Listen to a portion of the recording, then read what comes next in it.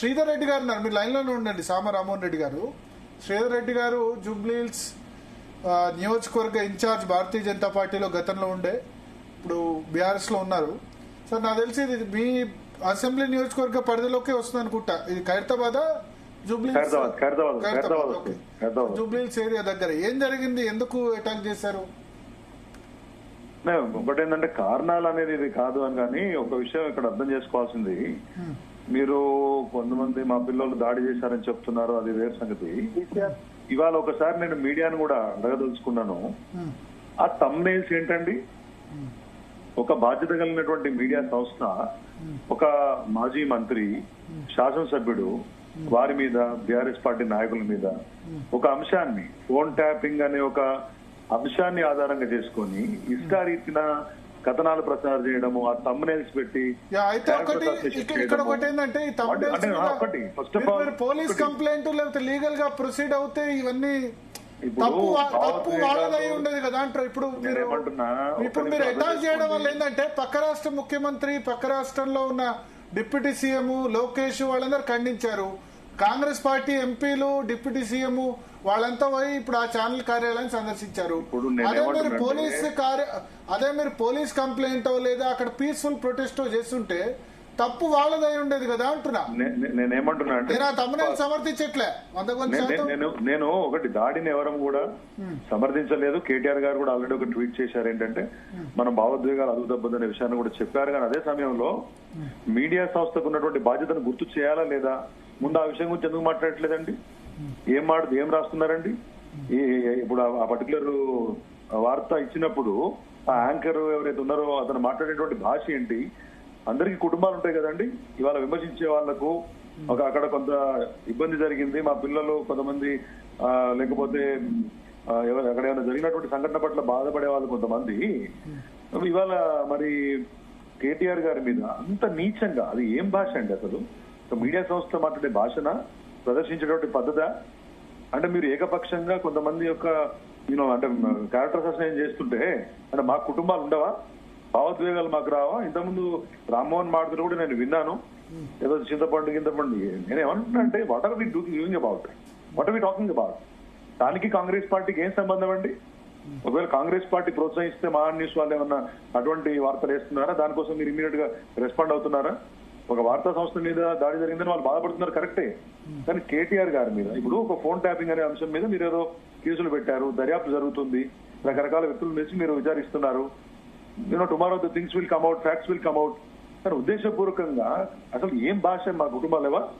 కేటీఆర్ గారి కుటుంబంలో ఉన్న వాళ్ళ కుటుంబ సభ్యులు కానీ, వాళ్ళ పిల్లలు కానీ, వాళ్ళ శ్రేయోభిలాషులు కానీ, మిగతా బంధువులు కానీ ఏమనుకుంటారండి? సమాజం ఏమనుకుంటుంది? ఒక వ్యక్తి మీద మీరు ఆ స్థాయిలో నిందలేయటం, ఆ స్థాయిలో ఉద్దేశపూర్వకంగా దాడి చేయడం అనేది అవతల వాళ్ళని ఎంత ఇబ్బంది పెట్టినట్టు అవుతుందండి. వాస్తవానికి సమయం ఎవరు పాటిస్తున్నారు, ఎవరు అదుపు తప్పుతున్నారనే విషయాన్ని ప్రజలు చూడట్లేదా? ఇక్కడ అనవసరమైనటువంటి వైషమ్యాలు క్రియేట్ చేసే ప్రయత్నం, ఒక అంశాన్ని తీసుకొని ఉద్దేశపూర్వకంగా కేటీఆర్ గారు కానీ మిగతా వాళ్ళ యొక్క వ్యక్తిగత జీవితాన్ని దెబ్బతీసే ప్రయత్నం చేయడం, ప్రజల్లో అన్పాపులర్ చేయడం, ఇంత నీచానికి మాట్లాడటం ఏంటంటే నాకు అర్థం కాదు. నేను ఒక విషయం ప్రశ్న అడుగుతున్నాను భరత్ గారు, జీ న్యూస్ లో సేమ్ థంబ్నెయిల్స్ మీరు వేయగలుగుతారా? అయితే నేను ఇప్పుడు ఒక నిమిషం మీరు ఇక్కడ చేశారు కాబట్టి, ఇప్పుడు ఒకవేళ మా దానిలో గనక అటువంటి థంబ్నెయిల్స్, ఇప్పుడు నేను యాంకర్ ఏమంటారు నేను చెప్తాను వినండి. ఇప్పుడు వినబడుతుందా? హలో, వినబడుతుందా భరత్ గారు? యా, వినబడుతుందా? హలో, ఒక్కసారి కాల్ పీసీఆర్ కాల్ కట్ చేసి మళ్ళీ ఒకసారి చేయండి. ఎస్, రామ్మోహన్ రెడ్డి గారు, ఇప్పుడు శ్రీధర్ రెడ్డి గారు ఒక పాయింట్ రైజ్ చేశారు, మీరు జీ న్యూస్ అటువంటి థంబ్నెయిల్స్ వేయగలుగుతుందా అని చెప్పి. ఒకవేళ నా లైవ్ షోలో గనక నాకు తెలియకుండా గనక అటువంటి థంబ్నెయిల్స్ పెడితే గనక మాత్రం, నాకు తెలిస్తే మాత్రం నా నోటీస్లో ఉంటే అవి మాత్రం, అంటే దాంతో సంబంధం లేనివి, దాని లోపల కంటెంట్ నేను చూడలేదు, థంబ్నెయిల్స్ మాత్రం చూశాను, అది పెట్టిస్తే మాత్రం నేను తీసేయిస్తాను. అది మాత్రం నేను క్లారిటీ ఇస్తున్నా. ఒకటి, శ్రీధర్ రెడ్డి గారు జాయిన్ అయ్యారా? శ్రీధర్ రెడ్డి గారు, సార్ శ్రీధర్ రెడ్డి గారికి మళ్ళీ ఫోన్ కలపండి. సో ఒకటి, ఆ థంబ్నెయిల్స్ అయితే నేను యాక్సెప్ట్ చేయను రామ్మోహన్ రెడ్డి గారు. అదే సమయంలో వాళ్ళ మీద దాడిని కూడా నేను యాక్సెప్ట్ చేయను, వీళ్ళు శాంతియుతంగా నిరసన తెలిపేది ఉండే, ప్లస్ పోలీస్ స్టేషన్ లో కంప్లైంట్ చేసేది ఉండే. భరత్ గారు, ఇప్పుడు I'm again repeating my opening statement. Terms మీద అబ్జెక్షనబుల్ గా ఉన్నట్టయితే వాళ్ళకి సమాచారం ఇచ్చి తీసేయండి అని చెప్పి అడిగేటటువంటి స్వేచ్ఛ, స్వాతంత్రం మనకుంది. ఇప్పుడు మేమే ఉన్నాం, మేము కొన్ని ఛానల్స్ మా మీద, ప్రభుత్వం మీద కొన్నిసార్లు నిజాలు ఏంటిదో తెలుసుకోకుండా అడ్డగోలుగా తంసు పెడతారు. అడ్డగోలు కంటే అడ్డగోలుగా పెట్టినప్పుడు ఇమీడియట్ గా మన వాళ్ళని 20 మందిని పంపించేసేసి అద్దాలు వలగొట్టి పొర్రని చెప్పి పంపిస్తున్నామా? లేకపోతే వాళ్ళకి కాల్ చేసి పలానా తమ్స్ ఇట్లా పెట్టారు, దాంట్లో నిజం లేదు, ఒకసారి చూసుకోండి, వీలైతే తీసేయండి, నిజాన్ని ఏందో తమ్ లెక్క పెట్టండి అని అడుగుతున్నాం మేము. వీడియో తీసేయండి అని కూడా మేము చెప్పాం, అది వాళ్ళకి చేయండి.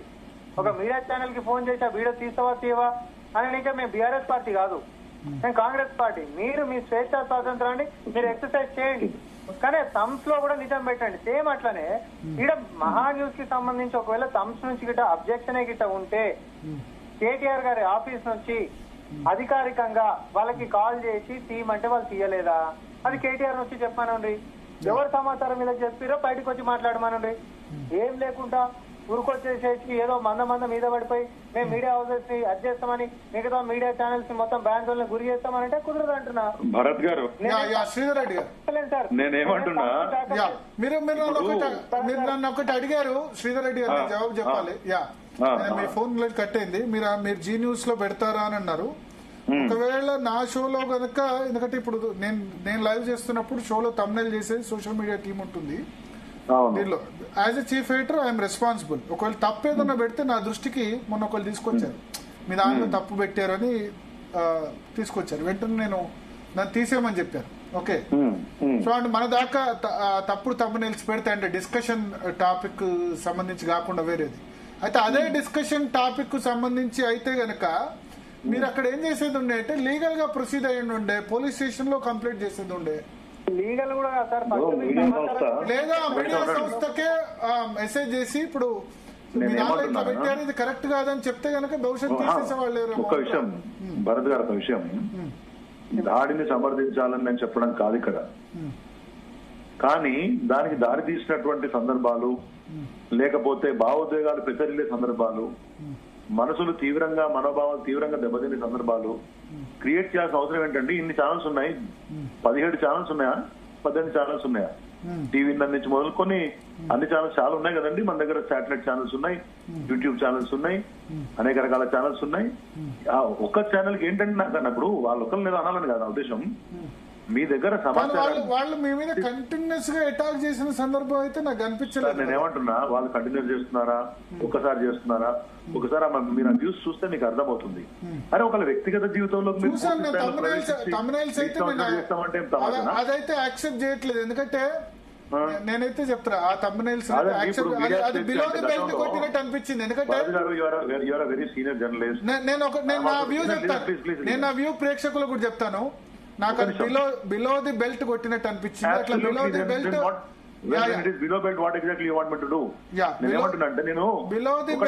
Below the belt Revanth Reddy కొట్టిన తప్పే, కేటీఆర్ కొట్టిన తప్పే, బండి సంజయ్ కొట్టిన తప్పే, అరవింద్ కొట్టిన తప్పే, ఎవరిని కొట్టినా తప్పే, ఎవరు చేసినా తప్పే.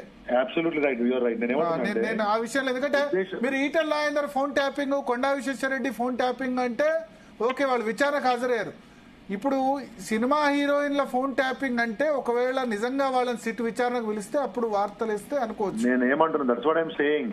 మీరు గతంలో ఎంత తీవ్రమైన వార్తలైనా గానీ, ఎంత తీవ్రమైన ఆరోపణలు ఉన్నా గానీ, ఒక డెకోరం, ఒక భాష, ఓ పద్ధతి, ఓ పరిమితి, ఇవన్నీ ఉండేటివి.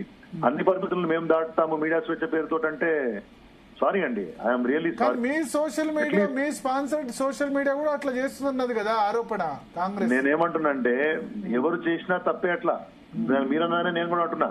కానీ ఈ పర్టికులర్ ఇష్యూకి మాట్లాడాల్సి వస్తే ఇప్పుడు మీడియా స్వేచ్ఛ అని చెప్పేసి అంటున్నారు, కానీ ఒక వ్యక్తి ఇప్పుడు కేటీఆర్ గారి గురించి ఉన్నటువంటి ఆ థంబ్నైల్స్ చూస్తే నేను ఒకటే మిమ్మల్ని అడిగాను, will you be ready to publish similar thumbnails in your channel? No, I don't think any channel would be. ఒకవేళ Where is the matter? మీరు ఆ ఛానల్ మేనేజ్మెంట్ కన్సల్ట్ అయ్యారా ఇట్లా వచ్చే thumbnails అని చెప్పి? నేనేమంటున్నా సార్, భావోద్వేగాలు ఏమన్నా నేను దెబ్బతిని ఉంటే ఒకరిద్దరు భావోద్వేగానికి గురై ఉంటే వాళ్ళు కూడా ప్రశ్నించడానికి వెళ్ళి ఉండొచ్చు. అది ఏం జరిగిందనేది పూర్తి సమాచారం. ఎందుకంటే నేను చెప్తాను ఇప్పుడు యాజ్ ఎడిటర్ గా రోజు మా దాంట్లో 130-140 వీడియోస్ పబ్లిష్ అవుతాయి. అన్ని కూడా తెలియకుండా ఉండొచ్చు. కొన్నిసార్లు మేము కూడా మిస్టేక్స్ సరి చేసుకున్న సందర్భాలు ఉన్నాయి. మేము 24 గంటల న్యూస్ ఛానల్ గా తప్పు మేము కూడా చాలా తప్పులు చేస్తుంటాం. తప్పుడు వార్తలు మాకు తెలియకుండానే పబ్లిష్ అవుతాయి. కొన్ని సందర్భాల్లో ఆ వార్త పబ్లిష్ అయినప్పుడు తప్పని తెలీదు. ఇప్పుడు మొన్న ఎగ్జాంపుల్ నేను చెప్తా, పవన్ కళ్యాణ్ తల్లికి అనారోగ్యం అని లీక్ ఇచ్చారు 5 నిమిషాలు క్యాబినెట్ బయటకు పోగానే. అది మేము కూడా ఇచ్చాం. కానీ తర్వాత తెలిసి తెల్లారి కరెక్ట్ చేసుకున్నాం, అనారోగ్యం కాదు అది వేరే కారణంతో బయటకు వచ్చాడని చెప్పి. జరుగుతుంటాయి. నేనేమంటున్నా, ఉద్దేశపూర్వకంగా చేసినా ఉద్దేశపూర్వకంగా చేయకపోయినా ఒకవేళ వ్యక్తిగత జీవితంలో దొరపడి ఇష్టారీతిని మాట్లాడడం, క్యారెక్టర్ సెషన్ చేయడం అనేది తప్పు. ఆ విషయాన్ని ఆ తమ్నైల్స్ అవన్నీ కూడా చూపిస్తున్నాయి. అది ఎవరెట్లా చేశారనేది వాళ్ళకు వదిలేస్తాం. నేనేమంటున్నా అంటే ఎవరైనా ఇప్పుడు వాళ్ళు వెళ్ళిన వాళ్ళు కూడా బహుశా మాట్లాడడానికి వెళ్ళి ఉండొచ్చు, ఏమైనా మాట పెరిగి ఉండొచ్చు, ఏమైనా భావోద్వేగాలు కొద్దిగా వేరేలాగా ఉంటుండొచ్చు. వాటిని సమర్థించాలన్న ఉద్దేశం కాదు. కానీ first of all why do you create, why do you trigger? మీకు సమాజానికి చెప్పడానికి 100 రకాల వార్తలు ఉన్నాయండి. ఒక సీరియల్ గా పుంకాలుగా అదే పనిగా ఒక వ్యక్తి మీద ఒక విషయాన్ని దృష్టిలో పెట్టుకొని పుంకాలుగా వార్తలు వేయడము, రకరకాల తమ్మునీలు చేయడము, ఉద్దేశపూర్వక ఎన్ని పరిమితులు దాడతానండి? ఏం సమాచారం? ఇప్పుడు ఫోన్ టాపిక్ మీద చర్చ పెట్టొద్దు అని మీరు అనడం కరెక్ట్ కాదేమో శ్రీధర్ రెడ్డి గారు. నేను ఇప్పటికీ 10 చర్చలు పార్టిసిపేట్ చేసినాను భరత్ గారు, మీ దగ్గర కూడా పార్టిసిపేట్ చేసినాను. మేము పద్ధతిగా మాట్లాడుతున్నాము. మేమేమన్నా దర్యాప్తు వద్దన్నామా? ప్రభుత్వం ఆపుతుందా మేము వద్దంటే? మీరేమన్నా పిలవద్దంటే మీరు పిలవకుండా ఉంటారా ప్రభుత్వం వాళ్ళు? అసలు కాంగ్రెస్ పార్టీ గురించి ఎందుకండి? ఓ ఛానల్ మీద సరే మీరు రాజకీయ పార్టీగా తప్పు జరిగిందని స్పందించండి, కానీ ఒకళ్ళ తీసుకుని మాట్లాడడం ఏంటి? అంటే నీ ప్రయోజనం ఏంటి?